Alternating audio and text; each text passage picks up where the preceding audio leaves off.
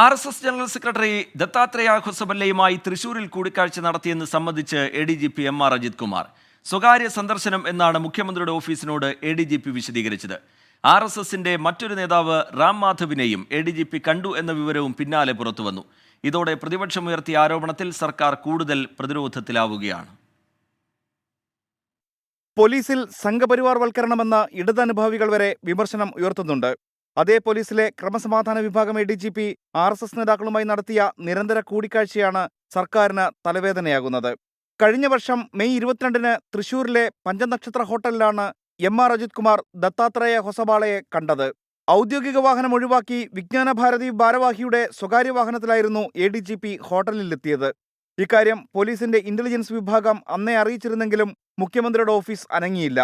സ്വകാര്യ സന്ദർശനമെന്ന അജിത് കുമാറിന്റെ വിശദീകരണത്തിൽ നടപടിയുമെടുത്തില്ല. കോവളത്തെ സ്വകാര്യ ഹോട്ടലിൽ കഴിഞ്ഞ വർഷമായിരുന്നു ആർ.എസ്.എസ് നേതാവ് റാം മാധവുമായി കൂടിക്കാഴ്ച. ആർ.എസ്.എസിന്റെ ചിന്തൻ ശിബിരത്തിൽ പങ്കെടുക്കാനെത്തിയപ്പോഴായിരുന്നു കൂടിക്കാഴ്ചയെന്നാണ് സ്പെഷ്യൽ ബ്രാഞ്ച് തന്നെ റിപ്പോർട്ട് ചെയ്യുന്നത്. എന്നാൽ എ.ഡി.ജി.പി CPIM-കാരൻ അല്ലെന്ന് പറഞ്ഞൊഴിയുകയാണ് നേതാക്കൾ. അയാൾ സ്ഥിരീകരിച്ചോ ഇല്ലെന്നൊന്നും എനിക്കറിഞ്ഞൂടാ. വരുന്ന വാർത്തകളുടെ അടിസ്ഥാനത്തിൽ എനിക്കൊന്നും പറയാനാവില്ല. എ.ഡി.ജി.പി CPM നേതാവല്ലെന്നേ. എത്രയോ ഉദ്യോഗസ്ഥരുണ്ട്.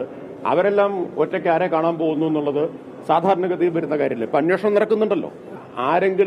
ആരെങ്കിലും പോയി കണ്ടിട്ടുണ്ടെങ്കിൽ അക്കാര്യങ്ങളെല്ലാം ഈ അന്വേഷണത്തിൽ വരുന്നുണ്ട്. എം.ആർ. അജിത് കുമാർ കൂടിക്കാഴ്ച സമ്മതിച്ചെന്ന റിപ്പോർട്ടുകൾ പുറത്തുവന്നതോടെ പ്രതിപക്ഷ നേതാവ് ആരോപണം വീണ്ടും കടുപ്പിച്ചു.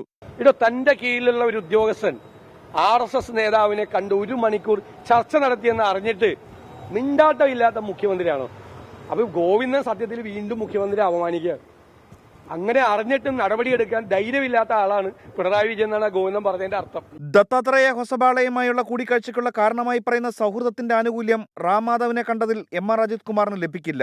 ആദ്യം സംഭവിച്ചത് കണ്ടില്ലെന്ന് നടിച്ചാലും രണ്ടാമത്തെ കൂടിക്കാഴ്ചയ്ക്ക് ന്യായീകരണവുമില്ല.